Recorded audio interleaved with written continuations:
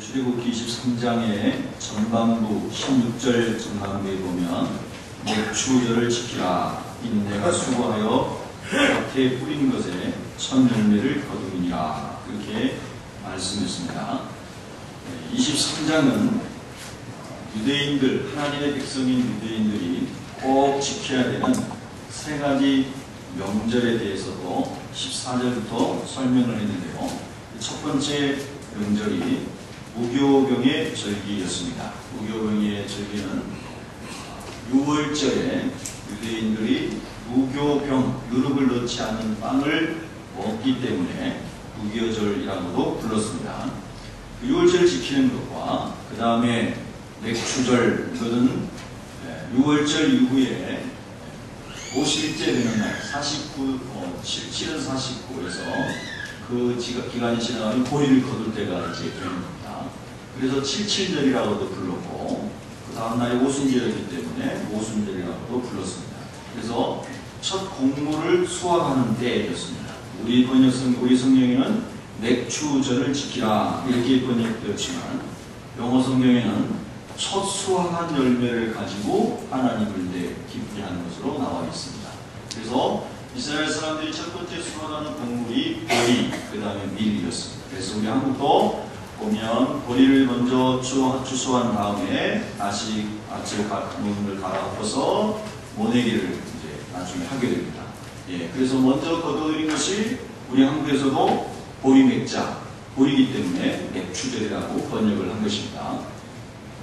자, 그리고 이제 세 번째가 16절 후반절에 나오는 수장절을 지키는 건데요. 이 수장절은 1년의 마지막 추수하는 것을 거둬들이는 거고, 우리로 말하면 가을 추수를 말하는 겁니다. 벼농사를 추수하는 거죠. 그래서 우리는 그때 추수감사절이라고 하면서 이 수장절 또는 장막절이라고 불려진 절기에 추수감사주의를 우리가 지키고 있죠.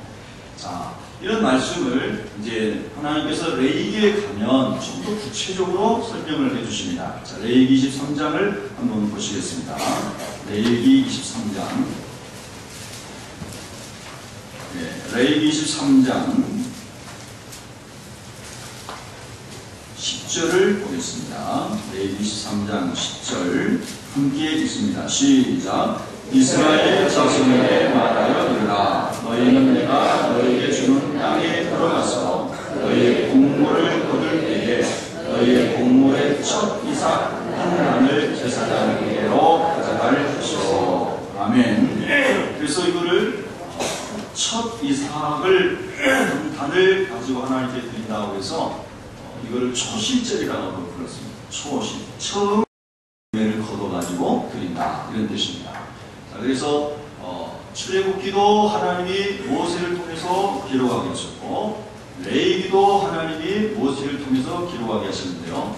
출애굽기는 간략하게 절기를 기록했다면 레위기는 아주 자세하게 풀어서 그 절기를 설명해 주고 있는 것을 볼 수가 있습니다. 자, 그러면 이 절기들을 우리가 꼭 오늘날에도 지켜야만 하는가, 이런 질문을 던질 수가 있습니다. 특별히 기독교 유사종교, 기독교라고 하는 이름을 같이 쓰는, 성경을 같이 경전으로 쓰면서 심지어는 교회라고 이름을 붙이는 그러한 기독교 비슷한 유사종교들 우리가 이단 또는 사이비 이렇게 부릅니다. 그런데 그런 이단이나 사이비 종교에서 흔히 이 구약 성경에 나오는 절기들을 구원의 조건인 양 그렇게 가르치고 있죠. 그래서 6월절을 지켜라, 안식일을 지켜라, 또 맥추절을 지켜라, 수장절을 지켜라. 이거를 지켜야만 구원을 받는다. 또 어떤 종교, 어떤 사이비 종교에서는 요한계시록에 나와 있는 14만 4천 명을 전도를 해야 하나님의 왕국이 이 땅에서 이루어지는데, 여러분이 14만 4천 명을 빨리 전도해서 채워야 된다.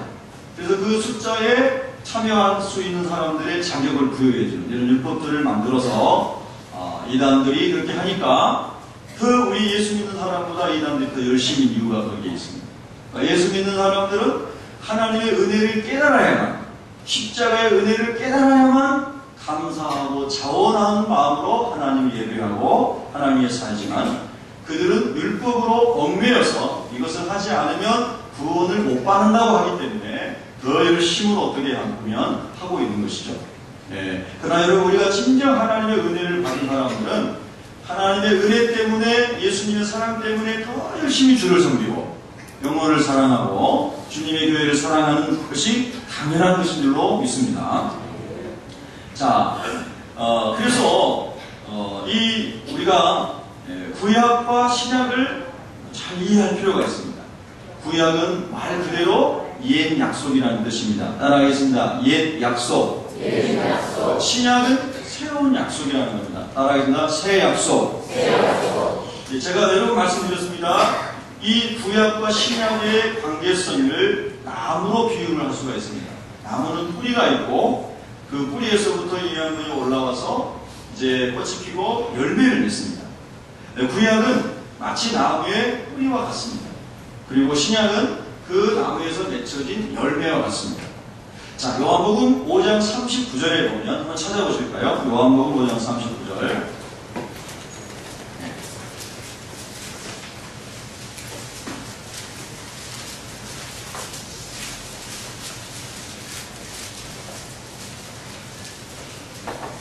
요한복음 5장 39절을 같이 읽겠습니다. 시작. 너희가 성경에서 영생을 얻는 줄 생각하고 성경을 연구하거니와 이 성경이 곧 내게 대하여 증언하는 것이니라. 아멘. 이 말씀은 예수님이 말씀하신 것인데요, 39절에 나오는 성경이라는 성경은 그 당시에 유대인들이 보고 있었던 구약 성경을 말하는 것입니다. 그래서 모세 율법과 선지자들이 쓴 예언서를 말하는 겁니다. 그것이 지금 예수님이 39절에서 말씀하시는 구약 성경입니다. 유대인들이 열심히 구약 성경을 읽으면서 메시아를 기다리고 영생을 거기서 얻는 길을 찾고 있지만, 그러나 결국 그 구약 성경이 말씀하고자 하는 것은 예수가 그리스도고 예수 안에 영생이 있음을 알게 해주려고 구약 성경을 기록하게 하셨다는 뜻입니다.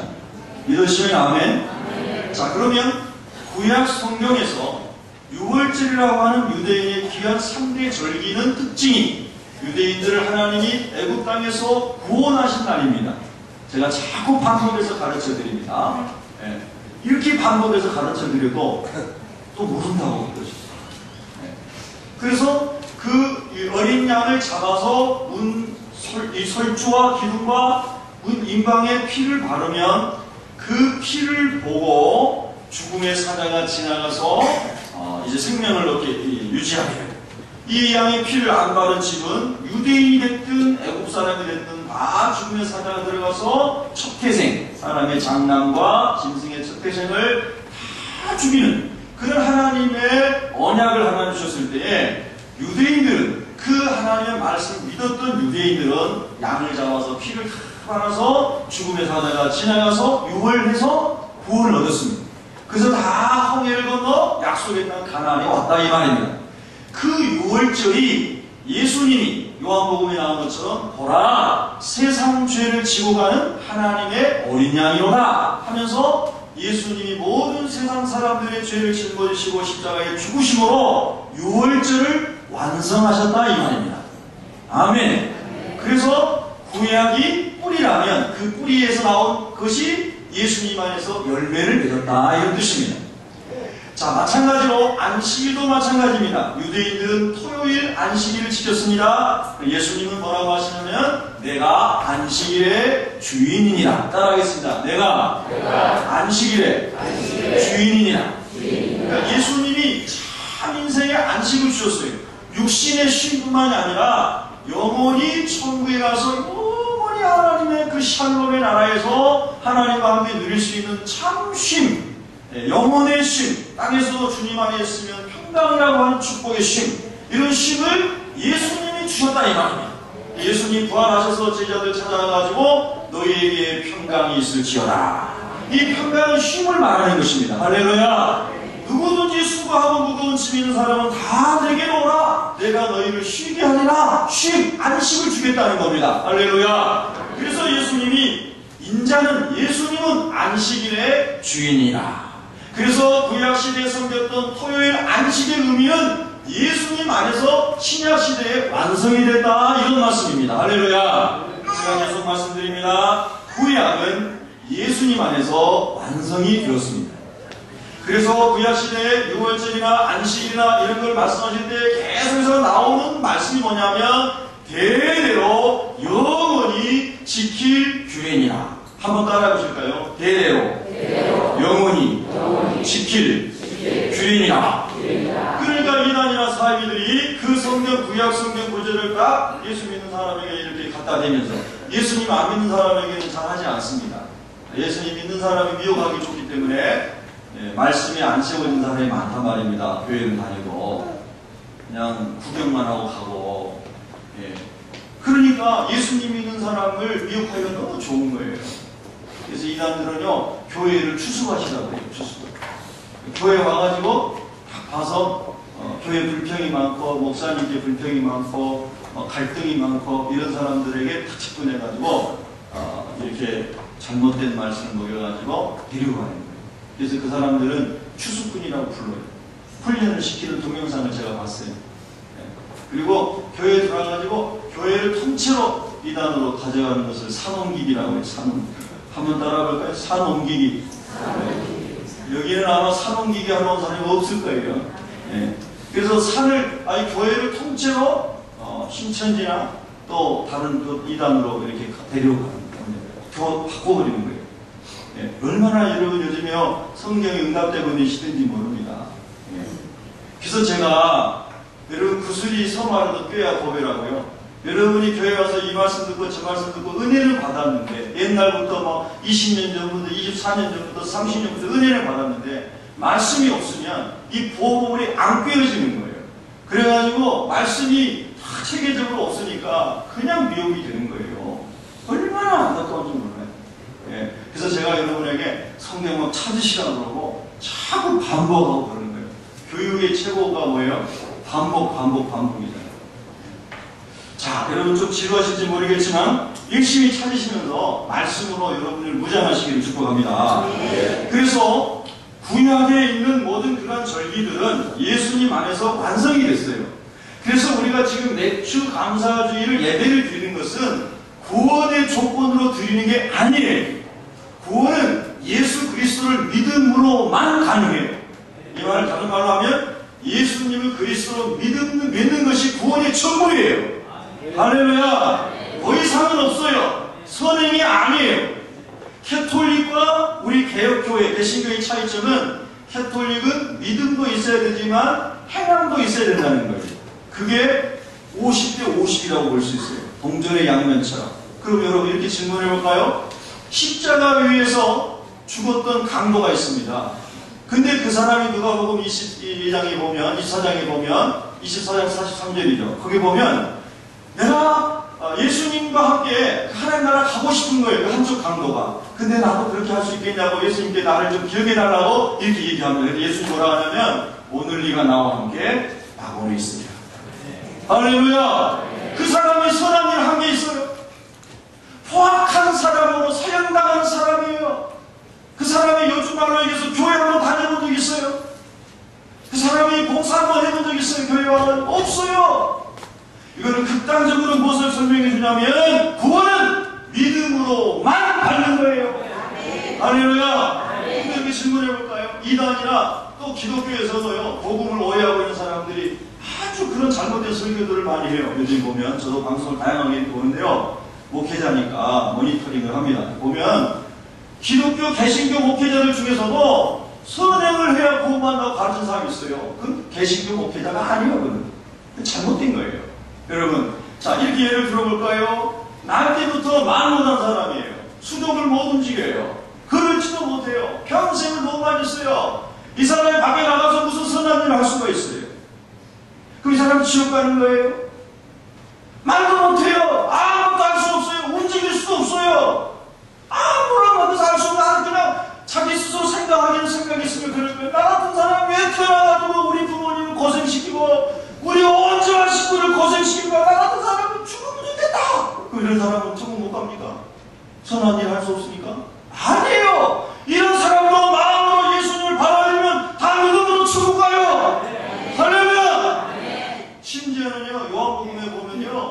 날 때부터 소경된 사람이 있어요. 그 사람은요, 사람들로부터 늘 손가락질을 받았어요. 특별히 유대인들은 날 때부터 병신이라고 그러죠. 이렇게 부족, 지체 부자유로 태어나거나 아니면 정신적인 부자유함이 있거나 뭐 이런 사람이 태어나면 너희 조상의 죄 때문이다 이렇게 말했어요. 우리나라도 그런 게 있었죠. 지금도 그런 문화가 조금은 있지 않습니까? 우리나라도. 네 조상이 얼마나 잘못을 했으면 그러겠느냐 이런 얘기를 제가 시골 살 때 들은 적이 있습니다. 어른들에게. 그런데 성경은 뭐라고 말씀하냐면 그 유대인 지도자들이 와가지고 예수님에게 이 사람이 이렇게 난 것이 부모님의 죄입니까? 이 사람의 죄입니까? 라고 질문했을 때에 예수님 뭐라고 하셔요? 이 사람의 죄도 아니고 그 부모의 죄도 아니고 이 사람을 통해서 하나님이 영광을 받으시려고 소경으로 태어나겠다는 거예요. 할렐루야! 이 사람은 행함이 한 게 없어요. 소금 태어나가지고 맨 구걸만 했어요. 구걸만. 자기 노동력이 없으니까 선한 일을 할 수 있는 능력이 없었어요. 그 이런 사람 다 지옥 갑니까? 아니에요. 그런 사람도 예수님 만나니까 육신의 눈만 떠지는 게 아니라 영혼의 구원을 받고 하나님의 자녀가 되었습니다. 분명하게 하시기 바랍니다. 구원은 믿음으로만 받습니다. 예수가 그리스도임을 믿음으로만 받는 게 구원이에요. 그게 에베소서 2장 8절 말씀입니다. 내가 너희가 그 은혜를 인하여 믿음으로 말미암아 구원을 받았나니 이것이 너희에게서 난 것이 아니요 너희의 행위에서 난 것이 아니요 하나님의 선물이라. 할렐루야. 행위에서 난 것이 아니니 이는 누구든지 자랑치 못하게 하려 함이니라. 할렐루야. 구원은 믿음으로 받는 거예요. 그런 목사는 예수 믿는 사람은 믿음으로 구원받았으니까 아무렇게나 살아도 되나요? 아니죠. 그거는 상식적으로 생각해봐도 말이 안 맞잖아요. 우리가 어머니에게 사랑을 많이 받았어요. 아버지에게 사랑을 많이 받았어요. 할머니에게 할아버지에게 사랑을 많이 받았어요. 그러면 이 아이가 세상에서 나가서 공부하고 열심히 해가지고 잘 됐어요. 당연히 부모님에게 효도하고 어르신에게 효도하고 이웃에게 베푸는 거 너무나 당연한 거 아닙니까? 할렐루야! 그건 너무나 당연한 거예요. 그것이 너무너무 당연한 인지상정이다 이 말입니다. 하나님의 은혜를 알고 예수님의 십자가의 은혜를 깨달은 사람은 당연히 선하게 살아야 됩니다. 당연히 예수님 따라가야 됩니다. 의롭게 살아야 합니다. 할렐루야! 그러나 그것이 구원의 조건은 아니다 이 말입니다. 분명하게 알아야 됩니다. 만약에 선을 행하는 것이 구원의 조건이라면 예수 그리스도의 보혈은 가치가 없는 것입니다. 예수 그리스도께서 우리에게 죽을 필요가 없는 것입니다. 우리가 다 선하게 살면 되는데 왜 예수님이 우리에게 죽으셔야 합니까? 선행으로 구원받지 못하기 때문에 예수님이 죄 없으신 예수님이 우리 죄를 감당하시고 죽으신 겁니다. 여러분 마르틴 루터는 신학자였습니다. 캐톨릭의 신부였습니다. 누구보다도 성경을 많이 알았고 열심히 율법을 따라 살았습니다. 그런 의로운 행위를 많이 해야 된다고 하는 캐톨릭의 교리를 가르치는 교수였기 때문에 열심히 자기도 그렇게 살았습니다. 그리고 그 고행의 계단, 수백 개나 되는 고행의 계단을 맨무릎으로 기어오르면서 무릎이 다 깨지고 피가 철철철철 흘러넘치도록 의로운 삶을 살려고 무지하게 일을 썼습니다. 그런데 루터의 고백이 뭐냐면 내가 이렇게 고행을 하고 열심히 하고 아무리 선을 행해도 내 안에 있는 이 죄가 용서된다는 확신이 없다. 내 안에 있는 이 죄의 문제가 해결된다는 확신이 없다. 이 죄의 문제를 누가 해결해 줄 수 있는가? 내가 아무리 열심히 고행을 해도 내가 스스로 느끼기에 내 안에 죄가 여전히 남아있음을 내가 아는데 내 양심이 말하는데 내 죄의 문제를 누가 해결해 줄 수 있는가? 그게 루터의 고민이었습니다. 그러면서 루터가 로마서 로마서를 읽다가 로마서 1장 17절에 이르렀을 때 오직 나의 의인은 믿음으로 말미암아 살리라. 할렐루야. 믿음으로 말미암아 내 죄가 자유하게 되고 용서되고 예수님을 믿음으로 말미암아 죄가 씻어져서 자유하게 되는 것이지 내가 아무리 무릎으로 계단을 오른다고 해서 내 의로운 행위로 죄가 없어지는 게 아니구나. 할렐루야.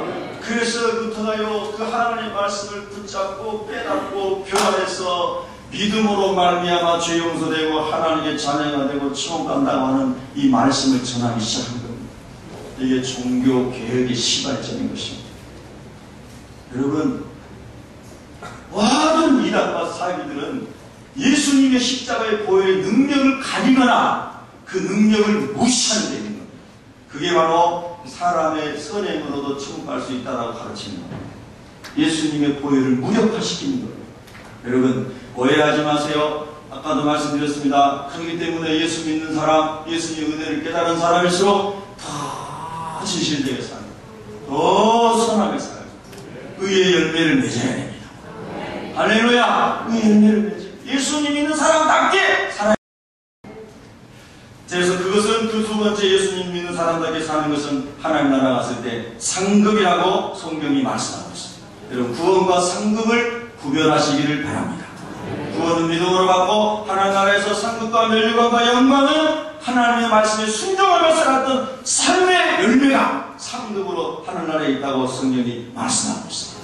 할렐루야! 자 그러면 그래서 우리가 이런 이제 절기를 맞이해가지고 절기를 지키는데 이 절기 속에는요 하나님의 행적에 대한 따라하겠습니다. 하나님의 행적을 기억하고 가르치는 것입니다. 자 여러분 요즘에 아이들에게 너희 조부님 조남을 아시니? 아니? 그럼 아는 애가 몇 명이나 있을까요? 거의 없습니다. 한자로 말고요 한글로 너희 할머님 한자를 아시니? 할머니가 살아계신 아이들은 좀 알 수도 있어요. 그러나 돌아가신 아이들은 잘 몰라요. 여러분 집에 가서 물어보세요. 네, 그리고 가슴 좀 뜨끔해져야 됩니다. 네, 부모님들도 자기 할아버지 전화도 모르고 살아가는 이 시대의 사람들이에요. 네. 저는 저희 할아버님 얼굴을 뵌 적이 없습니다. 우리 할아버지께서 49살에 돌아가실 때요. 그래서 할아버지 사진만 할머니 방에 벽에 옛날 양반 두 번 모자 쓰고 있는 그거만 봤습니다. 근데 그때 할아버지 조남을 한자를 어렸을 때 학교 다니기 전부터 다 가르쳐 주셨어요. 할머니 한자도 가르쳐 주시고 큰할아버지, 큰 작은할아버지 뭐 이런 분들, 어르신들 한자를 알려주셨었죠. 그러나 요즘에 보면은요 잘 몰라요. 자 제가 무슨 말씀 하려고 그러냐면 나를 낳은 내 부모님의 아버님 부모님도 이름을 모르는 시대에 2000년 전 아니라 훨씬 전에 인류를 창조하시고 우리와 함께 하셨던 그 하나님의 이름을 그리고 그 하나님께서 행하셨던 그 기적과 역사를 누가 기억하나요? 누가 그 하나님을 살아계시다면서 인정하고 누가 그 하나님의 예배의 대상이라고 고백하는 사람이 몇 명이나 있겠냐 이 말입니다. 내 부모님, 내 할아버님, 내 할머니 이름도 모르는 사람들이고 이렇게 우리 인간은요 너무나 어리석고 연약하고 부족한 존재예요. 난 내 발 앞에 한 앞에 있는 땅만 쳐다보고 살아요. 네. 여기 바로 내 앞에 있는 요것만 쳐다보고 살아요. 바로 내 위에 부모님도 모른다니까요. 그런데 어떻게 우리 인간이 눈에 보이지도 아니하고 손에 잡히지도 아니하는 그 하나님을 알고 하나님을 예배하겠다 이 말이에요. 그래서 하나님께서요 유대인들에게요 7대 절기를 주셨고 7대 절기 중에서도 3대 절기는 유대인 모든 남자들은 전부 다 예루살렘에 올라와가지고 어디서 살든지 간에 전부 관광객 들에서도 다 3대 절기 때는 6월절과 오순절과 순장절에 다 예루살렘에 와서 하나님을 예배해라. 그러면은 그때는 난리가 나는 거예요. 전국적으로 막 어른들이 남자들이 다 예루살렘에 올라가니까 자녀들이 물어보는 거예요. 아버지 요즘처럼 고속도로가 난 것도 아니잖아요. 여러분처럼 차 타고 교회 오신 것도 아니에요. 아버지 그렇게 먼 길을 걸어서 가야 됩니까? 이렇게 묻는다는 거예요. 자녀들이 물을까요 안 물을까요? 출애굽기 12장을 펴보겠습니다. 출애굽기 12장 27절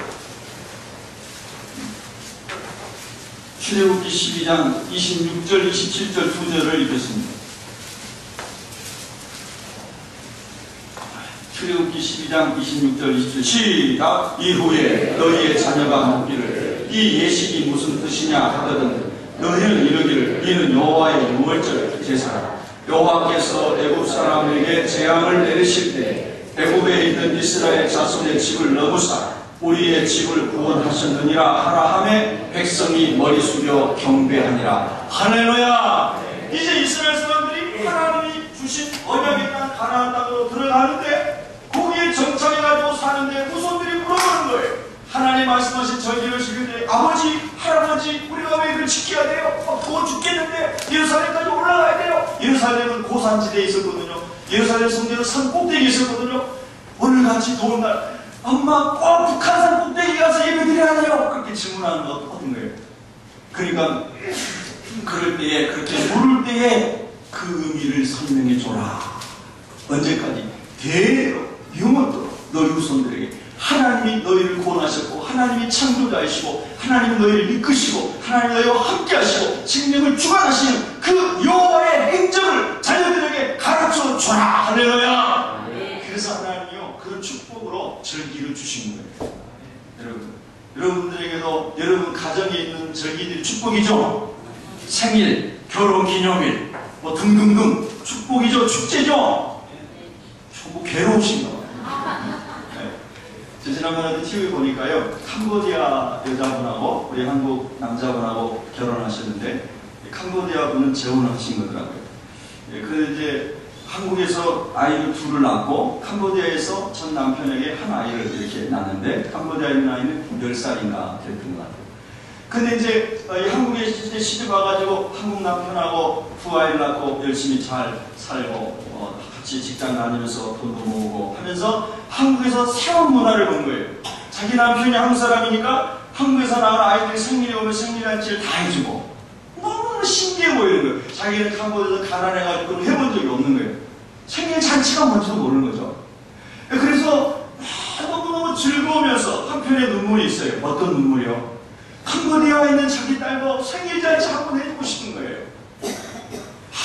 캄보디아에서 어렵게 할머니 할아버지하고 살면서 그 학교 다니고 있는 딸이 막 그냥 눈에 선한 겁니다. 그래서 한국인 남편하고 자기 한국에서 낳은 아이 둘하고 데리고 캄보디아에 가가지고 아주 성대하게 그 캄보디아에 있는 자기 딸 10살인가 되는 아이에서 생일잔치를 해주는데 친구들 다 불러오게 하고, 그래가지고 우리 한국에 살면서 막 풍선도 만들고 막 멋지게 꾸며가지고 진짜 아주 세리브레이션, 축제를 해준 겁니다. 애들 막 모으게 해가지고 막 잔치를 벌이고, 그 아이가 너무너무 감격스러워. 이런 게 다 있었나? 따라서 이런 게 다 있었나? 걔는 이런 게 있는지를 모르는 거예요. 한국 사람들은 늘 당연히 하는 이 생일 축하를 걔네들 본 적이 없는 거예요. 그런데 한국에 와서 좋은 남편 만났던 아내를 통해서, 그 엄마를 통해서, 아, 이런 게 있구나, 이런 게 축제구나, 이런 게 생일 축하구나, 이런 거를 알게 되는 거예요. 아유, 우는 거예요. 친구들이 감격하는 거예요.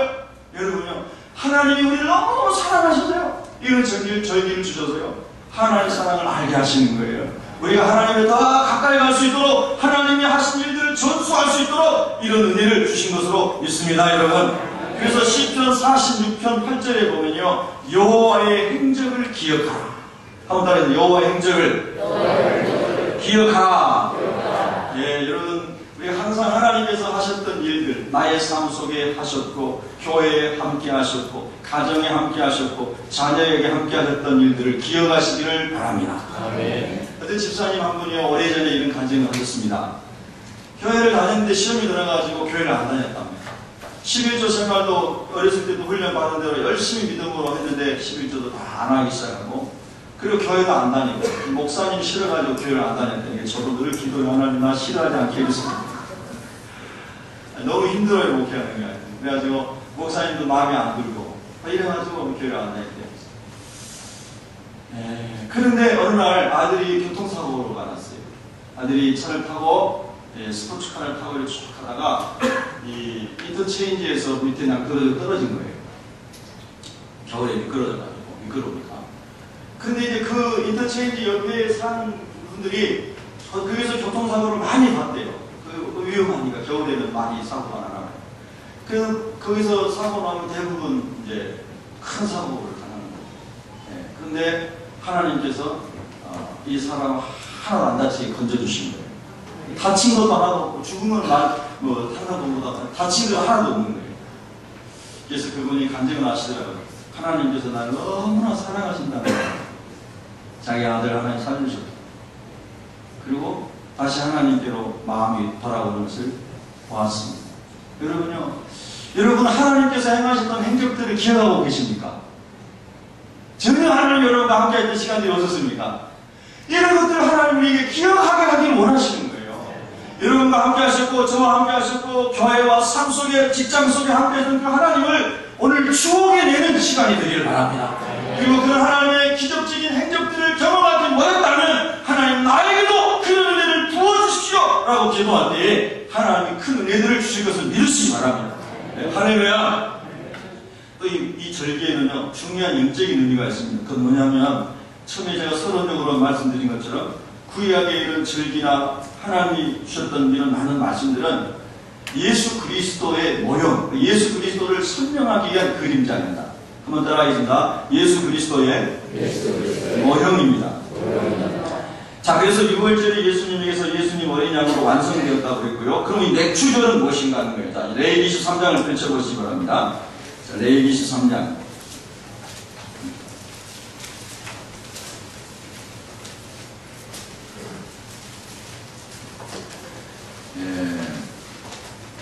레위기 23장 10절을 읽겠습니다. 10절 시작. 이스라엘 자손에게 말하여라. 너희는 내가 너희에게 주는 땅에 들어가서 너희의 곡물을 거둘 때에 너희의 곡물의 첫 이삭 한 단을 제사장에게로 가져갈 것이요. 11절까지 시작. 제사장은 너희를 위하여 그 단을 여호와 앞에 기쁘게 받으심이 되도록 흔들되 안식일 이튿날에 흔들 것이며. 아멘. 자, 그러면 아까 요한복음 5장 39절에 나온 말씀처럼 이 성경이 곧 나에 대하여 증언하는 것이라 그렇게 말씀하셨죠? 할렐루야. 자, 그렇다면 이 맥주에 관한 이 첫 번째 이삭을 드리는 초실, 첫 번째 열매를 드리는 이것도 예수님에 관한 이야기다 이 말이에요. 역적으로. 자, 신약에 와가지고 자, 그러면 첫 이삭은 뭘 얘기하냐면 예수님의 부활을 얘기하는 겁니다. 그래서 예수님이 부활의 첫 열매가 되셨다 이렇게 성경은 말씀하는데요. 고린도전서 15장 20절을 보시기 바랍니다. 자, 고린도전서 15장 20절 신약성경 빨리 찾아보시기 바랍니다. 고린도전서 15장 20절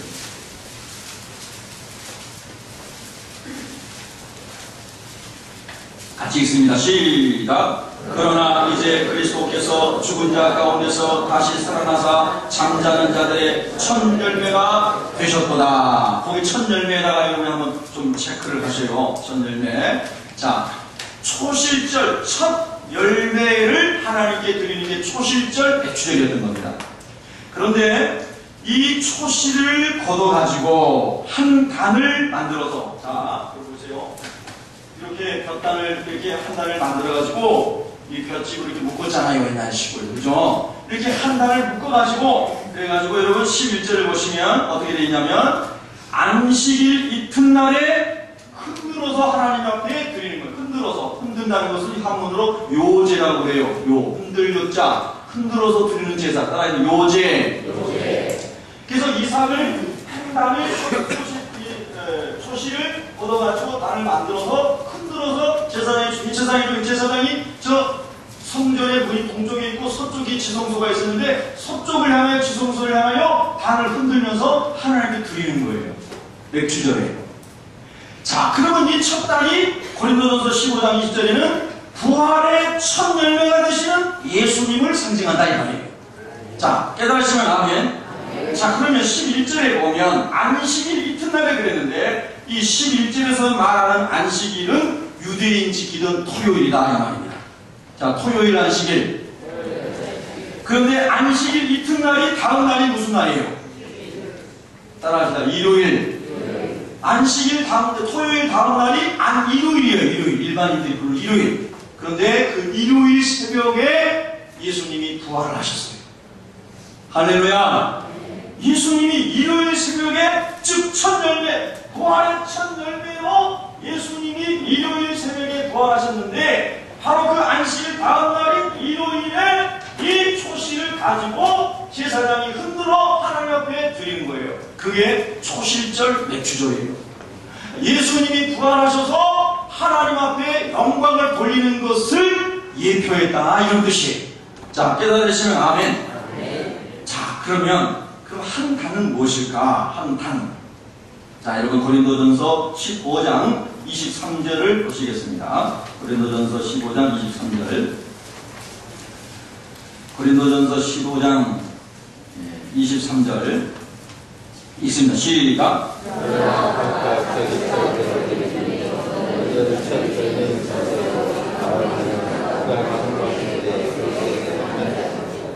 아멘. 자, 거기 보시면 각각 자기 차례대로 되는 대로 부활이요. 예, 부활이 먼저는 첫 열매 누구요? 예수님, 그리스도, 예수님, 그리스도. 그 다음에는 강림하실 때, 그 말은 재림을 얘기합니다. 예수님이 재림하실 때에 그리스도에게 뭐한 사람이요? 속한 사람. 옛 성경에는 이 속한 사람을 뭐라고 번역했냐면 붙어있는 자 그랬습니다. 따라하겠습니다. 붙어있는 자. belonging to가 이 옛날 성경에는 붙어있는 자, 지금 개혁 개정에는 속한 자 이렇게 되어 있습니다. 자, 그런데 여러분, 이 아까 묶음이라고 했죠. 묶음 한 단, 이게 고린도전서에서는 속한 자, 붙어있는 자 이렇게 표현한 거예요. 할렐루야. 즉 예수가 그리스도이심을 믿고 그 믿음으로 예수님과 함께 하고 있는 바로 그 사람들이, 그 시간 가운데 살고 있는 사람들이 예수님이 다시 오실 때, 재림하실 때에 주님과 함께 한 묶음이 돼서, 할렐루야, 한 몸이 돼서, 주님이 신랑으로 우리가 주님의 영적인 신부로 한 몸이 돼서 주님 앞에, 하나님 앞에 간다는 뜻이에요. 부활의 몸을 입는다는 뜻이에요. 할렐루야. 이런 영적인 예수님에 대한 이야기가 맥주 초실절에도 담겨져 있다 이 말입니다. 자, 그래서 우리가 이 초실절 맥주절을 하나님 앞에 감사의 예배를 드릴 때에는 하나님께서 우리에게 주신 이스라엘 사람들에게서는 땅과 곡식과 모든 것들에 대한 감사, 우리도 우리의 삶 속에 하나님이 허락하신, 여기서 땅으로 표현한 것, 우리의 일터, 우리 삶의 빌드, 모든 장소에서 하나님이 허락하신 것들에 대한 감사와, 그 다음에 동시에 예수 그리스도 안에 있는 부활의 첫 열매와, 그리고 예수님과 함께 우리가 묶여서 속해서 그 마지막 재림의 때에 승리하는 그 하나님의 은총을 기억하는 거예요.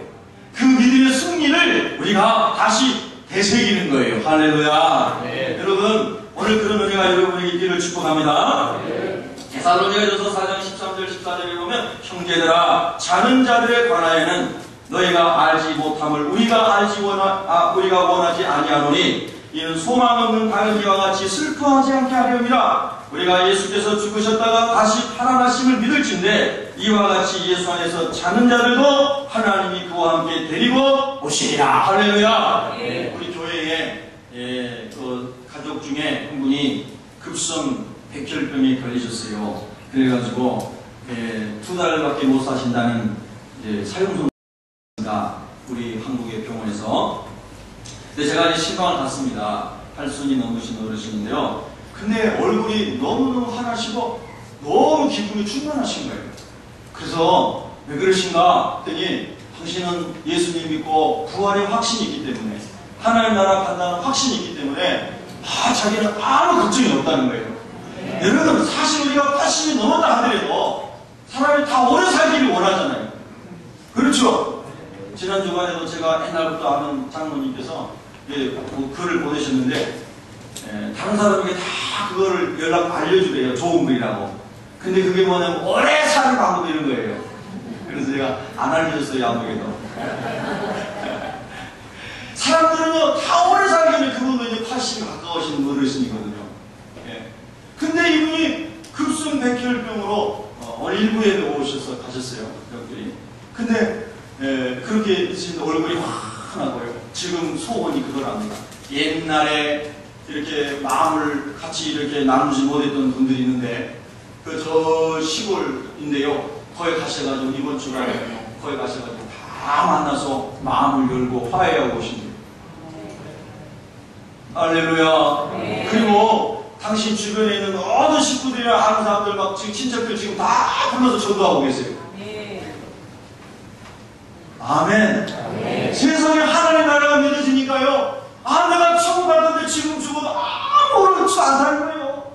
80 넘게 살았는데 얼마나 많이 살아내는 거예요. 여러분, 이게 아무나 할 수 있는 겁니까? 내가 이 예수님의 부활의 밤에 묶여 있어서, 예수님과 함께 한 몸이 되어 있어서 내가 하나님의 자녀고 천국 가는 확신이 있으니까 얼굴이 환하시고, 저는 그거 하나님 치료해 줄 것 같아요. 너무 얼굴이 환하고 밝으니까 그러던 병이 치료돼 엔돌핀보다 4,000배나 강력한 다이돌핀이 나온다잖아요. 그럴 때 사랑하고 용서하고 화해하고 감격해 할 때 다이돌핀이 나온다잖아요. 네. 기가 막히고. 그래서 제가 의한이 멍멍해지려고 그러더라고요. 이야, 하나님의 은혜다. 참으로 감사합니다. 밤이면 열이 엄청나게 올라서 잠을 못 주무시고 얼음찜질을 해야 되는 상황인데도 마음이 그렇게 평안하시다는 거예요. 여러분, 이게 부활의 능력입니다. 이게 예수님과 묶여있는 삶의 축복입니다. 할렐루야! 이 맥주절의 초실절의 의미는 엄청난 감격이 있는 거예요. 여러분, 또 이제 우리가 하나 더 영적으로 생각해 보면 이 초실절은 첫 열매를 하나님께 드린 겁니다. 하나님은 이 첫 것이 소중한 것을 얘기하잖아요. 이 소중한 것을 하나님께 드리는 것을 기뻐하셔요. 벌써 아멘이 식어지기 시작합니다. 네. 제가 여러분에게 뭐 요구할까 봐서 절대 요구 안 합니다. 네. 여러분, 하나님은요, 첫 것, 귀한 것을 드리는 걸 좋아하세요.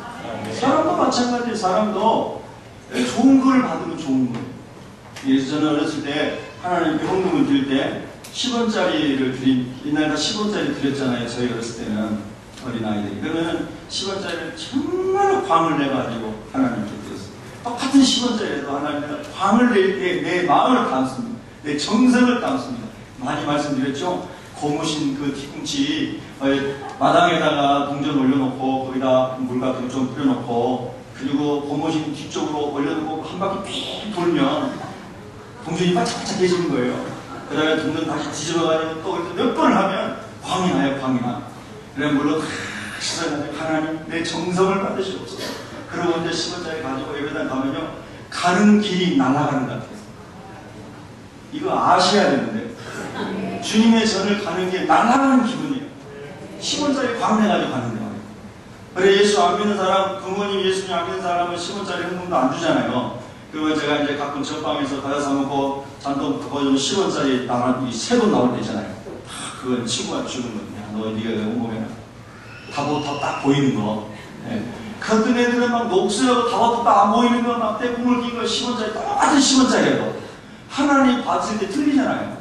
그렇다고 여러분 다 은행 가서 새 돈 받고 성공하는 건 아닙니다. 네. 그러니까 하나님 앞에 우리가 정말 저는 그래요. 그 신앙 고백이에요. 네. 정말 하나님은 독생자를 저에게 주셨잖아요. 독생자를. 할렐루야. 여러분 믿으십니까? 그러니까 저도 하나님 앞에 10원을 헌금하더라도 정성껏 하고 싶었다는 거예요. 이번에도 오늘도 맥주 감사절인데 우리 아내하고 상의가 여보 헌금 얼마 할까요? 얼마? 그럼 거기다 조금 더 합시다. 이게 많은 금액이 아니에요. 10,000원을 정해서 여보 1,000원 더 합시다. 이런데 여러분 이 1,000원이 감동을 주는 거예요. 믿음의 이 크기가 커지는 거예요. 제 안에서. 아멘도 안 하셔도 오늘 시험 안 들기를 바랍니다. 할렐루야. 이게 얼마나 중요한지 몰라요. 왜냐하면 거기에서 믿음이 자라거든요. 물질 있는 것이 마음이거든요. 아멘. 그래서요, 야, 그 놀라운 믿음의 비밀이 거기 있더라고요. 그래서 성경에 보니까 하나님은 독생자, 유일하신 독생자예요. 많은 아들 중에 한 분이 아니에요. 독생자를 저와 여러분에게 주셨고요. 가인의 동생인 아벨이 예배 드릴 때도요, 양의 첫 새끼를 하나님께 드렸어요. 첫 새끼를 믿음으로 드렸어요. 할렐루야. 이스라엘 사람들이요, 하나님께 드릴 제물을 질 때요, 막대기를 이렇게 둘이 딱 먹고요, 위로 이렇게 싹 들어가고요, 첫 번째 걸린 종을 하나님께 드렸습니다. 그래서 잠언 3장 9절부터 10절에 보면은 네 제물과 네 소산물의 처음 익은 열매로 여호와를 공경하라. 그리하면 네 창고가 가득히 차고 내 포도주에 내 포도즙이 넘치리라. 그랬는데요, 네 창고가 가득히 차고 네 창고를 저는 이렇게 적용을 했어요. 하나님, 제 창고 중에 가장 놀라운 보물 창고가 뭡니까? 라고 제가 기도해 보니까 하나님 뭐라고 하시냐면 그건 네 마음이다. 네 마음이 하나님의 은혜로 가득 차게 해줄 것이다. 하나님, 저는 물질의 창고가 막 차고 이런 분을 보이지 않지만 하나님 내 영혼의 창고가 항상 하나님의 은혜로 넘치게 해주세요. 네. 할렐루야. 물은 지킬 만한 것보다 내 마음을 지키라. 생명의 근원이 이에서 남이니라. 할렐루야. 그러니까 이 마음의 복, 은혜의 복, 믿음의 복, 하나님 살아계신 것이 믿어지는 복, 하나님 나와 함께 하신 것이 믿어지는 복. 할렐루야. 이게 믿어지는 복보다 큰 복이 어디 있어요? 하나님 내 마음에 이 창고에 이 영혼의 창고가 풍성하게 해주세요. 어디를 가나 흘려보낼 게 있게 해주세요. 아멘. 네. 그리고 물질의 복은 사역을 할 수 있는 만큼 하나님께서 필요한 때마다 주시옵소서. 네. 아멘. 야, 여러분이 그런 은혜가 있기를 주의 이름으로 축원합니다. 네. 자, 로마서 15장 16절 마지막으로 한 구절 찾아보겠습니다. 로마서 15장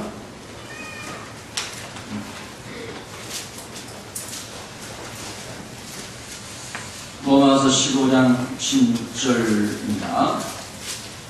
함께 있습니다. 시작! 이 은혜는 곧 나로 이방인을 위하여 그리스도 예수의 일꾼이 되어 하나님의 복음의 제사장 직분을 하게 하사 이방인을 제물로 드리는 것이 성령 안에서 거룩하게 되어 받으실 만하게 하려 하심이라. 아멘. 여러분, 하나님 받으신 가장 귀한 예물이 뭘까요? 그는요, 독생자를 주실 만큼 사랑하시는 사람들이 하나님께로 돌아온 것입니다. 그게 하나님이 가장 귀하게 받으시는 예물입니다. 그래서 사도 바울은 이방인을 제물로 드리는 것이 성령 안에서 거룩하게 되어 받으실 만하게 하려 했습니다. 이방인은 하나님 모르는 사람입니다. 하나님 모르는 사람이 하나님께 올 수 있도록 제사장 중간 역할을 하고 있는 친구를 부는 역할을 하고 있는 저와 여러분이 된다면 오늘도 남편을, 아내를, 형제를, 부모님을, 가족을 하나님께로 친구를 인도하는 그런 이방인을 제물로 드린 하나님 그 너무너무 기뻐하신다는 거예요. 아멘. 이런 은혜가 깨달으시기 바랍니다.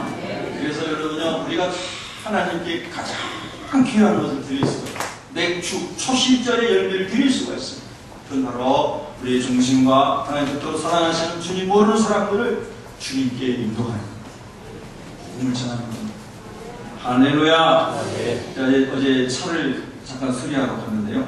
그래가지고 이제 날씨가 덥잖아요. 그래서 이제 음료수 하나를 가지고 와가지고 그 차를 수리하는 분이 날씨 더우시죠? 네, 덥다고 이거 한병 마시마세요. 되게 좋아하시는 거예요. 따라서 그거 처음밖에 안 하는 거잖아요. 근데 그리고 이분이 마음 빠졌잖아요. 차를 딱 수리하고 난 다음에 예수님 믿으십니까? 이제 우리 교회 전도지 있잖아요.